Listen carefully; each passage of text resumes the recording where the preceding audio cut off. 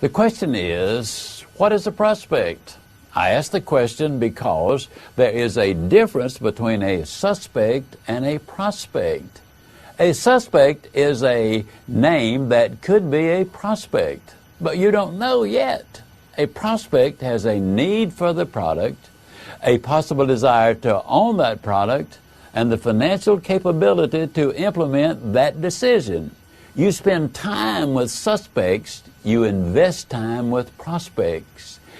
In this session, our goal is to create a profile of your ideal prospect so that you can identify the characteristics and demographics surrounding those that you have already closed and looking for similar entities to do business with.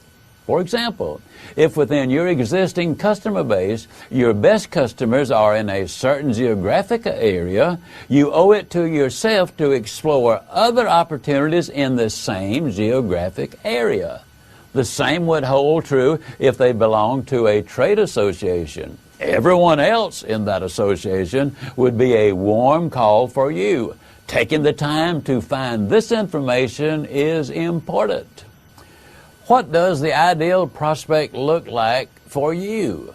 To create this profile, you begin to think about your current customers. What similarities can you see in them?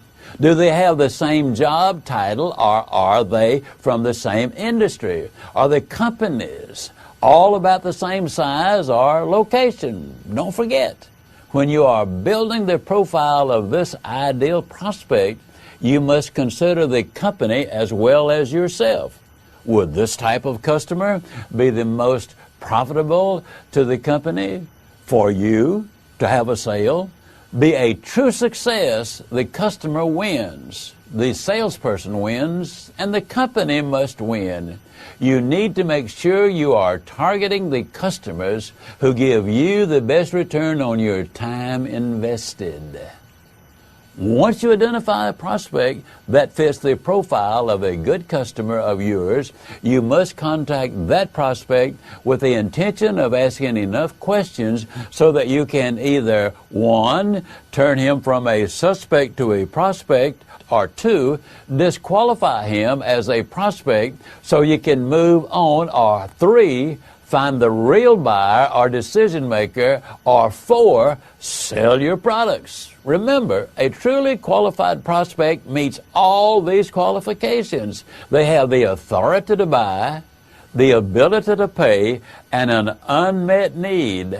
It's important not to push products on people who are not qualified prospects.